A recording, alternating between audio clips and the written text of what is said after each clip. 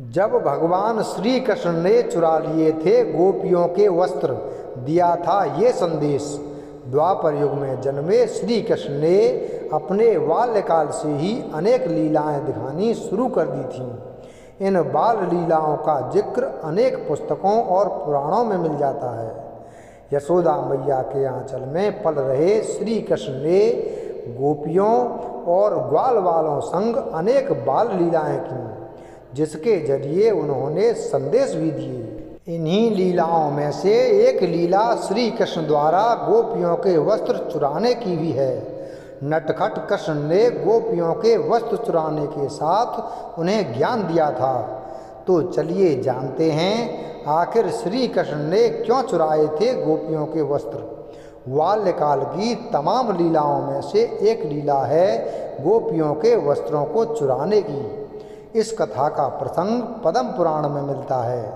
कथा कुछ इस प्रकार है कि दैनिक दिनचर्या की भांति गोपियाँ एक दिन तालाब में स्नान करने के लिए एकत्रित हुईं और स्नान के लिए तालाब के जल में उतर गईं। भगवान श्री कृष्ण पेड़ पर बैठे ये सारा दृश्य देख रहे थे। जब गोपियाँ स्नान करने में व्यस्त हो जाती हैं, तभी श्री कृष्ण चुपके से नीचे उतरकर गोपियों के वस्त्र चुरा लेते हैं। जब गोपियाँ स्नान से निवृत्त होती हैं और अपने कपड़े लेने की सोचती हैं, तो देखती हैं कि वस्त्र स्थान पर नहीं हैं। यह देखकर गोपियाँ घबरा जाती हैं और यहाँ वहाँ देखने लगती हैं। तभी उनकी नज़र पेड़ पर छुपकर बैठे श्री कृष्ण पर पड़ती है और वो समझ जाती हैं कि जरूर वस्त्र कान्हा ने ही चुराए होंगे। ऐसे में वो कान्हा से आग्रह करने लगती हैं कि वो वस्त्रों को वापस कर दें। गोपियों के ऐसे आग्रह पर श्री कृष्ण उनसे जल से बाहर निकलकर वस्त्र लेने को कहते हैं। इस पर गोपियाँ कहती हैं कि उन्हें निर्वस्त्र जल से बाहर निकलने में लज्जा आती है। श्री कृष्ण गोपियों से संवाद करते हैं कि उन्हें जल में बिना वस्त्र के नहाने में लज्जा नहीं आई, जबकि वो जल में प्रवेश करते समय भी बिना वस्त्र के ही होंगी। इस पर गोपियाँ कहती हैं कि उस समय यहाँ पर कोई नहीं था। गोपियों के इतना कहते ही श्री कृष्ण उन्हें समझाते हैं कि कैसे उन्होंने सोचा कि यहाँ पर कोई नहीं है, जबकि मैं तो हर जगह और कण कण में मौजूद हूँ। इसके साथ ही यहाँ पर आसपास जीव जंतु, पेड़ पौधे, पशु और पक्षी मौजूद हैं। वहीं जल के प्राणियों ने तो तुम सबको बिना वस्त्र के ही देखा है और स्वयं जल के देव वरुण देव भी तुम्हें देख रहे हैं। इसलिए ऐसा संभव ही नहीं है कि निर्वस्त्र स्नान के दौरान तुम्हें किसी ने देखा ना हो। श्री कृष्ण गोपियों को वस्त्र चुराकर यही समझाने का प्रयास करते हैं कि बिना वस्त्र के स्नान नहीं करना चाहिए। इस बात का उल्लेख गरुड़ पुराण में भी मिलता है कि स्नान के समय हमारे पूर्वज आसपास ही होते हैं। स्नान के दौरान गिरने वाले जल को पूर्वज ग्रहण करते हैं और तृप्त होते हैं। अगर बिना वस्त्र के कोई मनुष्य स्नान करता है तो पूर्वज अतृप्त रह जाते हैं। ऐसे में व्यक्ति के पूर्वज उनसे रुष्ट हो जाते हैं और व्यक्ति का धन, ऐश्वर्य, बल, तेज, सुख सब चला जाता है। इसलिए कभी भी निर्वस्त्र होकर स्नान नहीं करना चाहिए।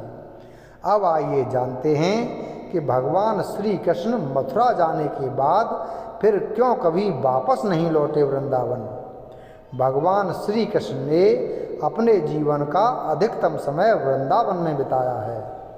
यह बात भी किसी से छिपी नहीं है कि वृंदावन और वृंदावन वासियों से कान्हा कितना प्रेम करते थे।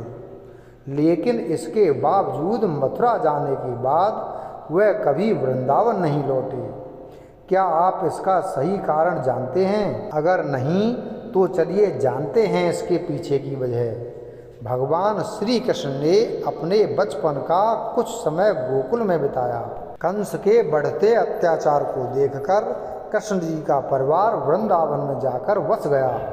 इसके बाद वह मथुरा चले गए और कंस का वध करके जनता को उसके अत्याचारों से मुक्ति दिलाई। इसके बाद सभी लोगों के आग्रह करने पर उन्होंने मथुरा का राजपाट संभाला, लेकिन जीवन में कभी वापस लौटकर वृंदावन नहीं आए। कंस का वध करने के बाद जरासंध नाम का राक्षस भगवान श्री कृष्ण का शत्रु बन बैठा। वह मथुरा पर अपना आधिपत्य स्थापित करना चाहता था। जरासंध ने कंस की हत्या का बदला लेने के लिए 17 बार मथुरा पर आक्रमण किया, लेकिन हर बार श्री कृष्ण ने उसे पराजित कर दिया। हालांकि कृष्ण ने जरासंध को जानबूझकर नहीं मारा, क्योंकि वे चाहते थे कि जरासंध दुष्ट राजाओं को अपने साथ लाता रहे, जिससे उन्हें सभी दुष्टों को एक साथ मारने में मदद मिलती। मथुरा छोड़कर वापस वृंदावन न जाने का एक यह भी कारण था, क्योंकि मौका मिलते ही जरासंध मथुरा पर हमला कर देता। हालांकि जरासंध के लगातार हमलों के कारण ही भगवान श्री कृष्ण ने मथुरा वासियों के साथ मथुरा को छोड़कर पानी के बीचों बीच द्वारका नगरी बसाई। इसके बाद भगवान श्री कृष्ण द्वारकाधीश कहलाने लगे। भगवान श्री कृष्ण को वृंदावन अति प्रिय था। वह दूर रहते हुए भी वृंदावन और वृंदावन वासियों को सदैव याद करते रहते थे, क्योंकि जितना पावन स्नेह उन्हें वृंदावन में प्राप्त हुआ उतना कहीं और मिलना संभव नहीं था। लेकिन वह जानते थे कि यदि वह वापस लौटते हैं तो वृंदावन के लोग उन्हें वहाँ से आने नहीं देंगे। भगवान श्री कृष्ण जानते थे कि वृंदावन जाना उनकी लीला में नहीं था। तब उन्होंने अपने मित्र उद्धव को वृंदावन भेजकर अपना संदेश गोपियों तक पहुंचाने को कहा, लेकिन गोपियां श्री कृष्ण जी को भूलने को तैयार नहीं हुई। वीडियो अगर पसंद आया हो तो वीडियो को लाइक करें, चैनल को सब्सक्राइब करें और बेल आइकन प्रेस करें। धन्यवाद।